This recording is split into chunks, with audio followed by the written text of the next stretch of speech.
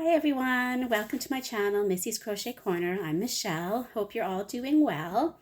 I had a rather eventful and unfortunately not in a good way week this week. One of the staff members at the daycare I'm director of lost her home in a fire. Unfortunately, they didn't have tenants insurance, so they've lost everything, including one of their family dogs who unfortunately was not found. Yeah, so it's been quite the week. We're doing our best to help them out. We've actually started the daycare. Shining Star Daycare has started a GoFundMe for the family, for our teacher Zoe and her family. I'll include the link in the video description. If you are able to or willing to, it would be wonderful you would share it. The more people it reaches, the more we can help her out, because they do have to replace everything in addition to finding a new home. Yeah, quite a week. But everybody has a nice positive attitude. We've had some very generous families donating to the GoFundMe already. And Zoe's already feeling the love and is in pretty good spirits. So we're just going to keep working for her and helping her get what she needs. So if you're able to, if you're willing to, no pressure, but please share the link if you can. Thanks so much. So moving on to positive stuff. I wanted to share the things I made for the Armchair Chef Lori's Mystery Yarn Challenge for February.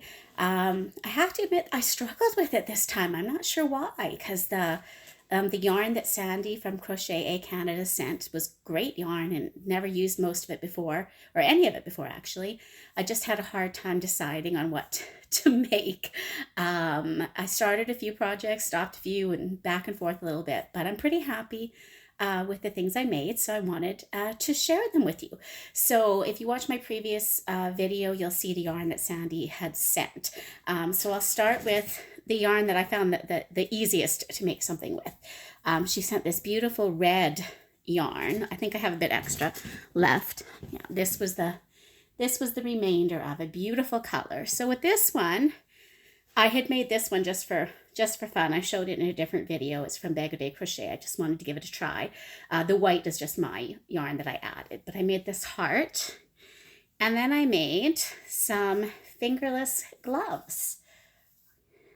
I don't know about you, but my hands get very, very hot. Everyone always bugs me because I'm the kind of person, I'm never wearing a winter coat, never wearing a hat, mittens.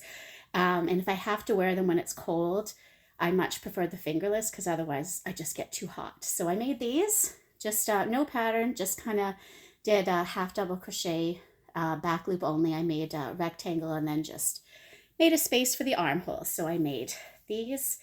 I might give them to one of the girls I work with because her favorite color is red, but that's the fingerless gloves I made. They're very cozy. They feel so soft. I like them a lot. And I also, with the leftovers, I did make a couple flowers as well for a friend, but I gave them to her already. But I also made just a super easy one with the scraps. I made some scrunchies, hair scrunchies with the leftover yarn, just like this. Again, I didn't follow a pattern with this. I just single crocheted around the elastic, and then I did, what did I do? I did chain 3, skip 1, single crochet around, and I did like 2 rows of that. But I really like it. I like them. They're nice and soft on the hair, and the girls, I'm sure, will love to play with them at daycare. So I made a one with the red. I also used some of the purple one, which is the next one I'll show you. This was the one I struggled the most with. I just could not figure out what to make with it. I had different ideas, but then when I started, it wouldn't look quite right. So I did frog a couple things. Well, more than a couple if I'm honest. But I am happy with the final product I made. I've never made a baby dress before, but I found one on Bag O' Day Crochet, which is my favorite for tutorials. And I found a baby dress. And this is what I made with the purple. Isn't it pretty? Oh, I love it. It took so long to decide what to make, but I'm very, very happy with the outcome. So it's a baby dress. The only thing I have to add the hook and loop closure at the back. But for first time making a baby dress, I'm very happy with how it turned out. That's with the purple one. And I did have a little bit left over after making the dress, so I took the leftovers and I made a couple more hair scrunchies. Really good for the leftovers. Quick and easy way to use up scrap yarn, and they're very popular as well, having these nice scrunchies. So that was the purple yarn.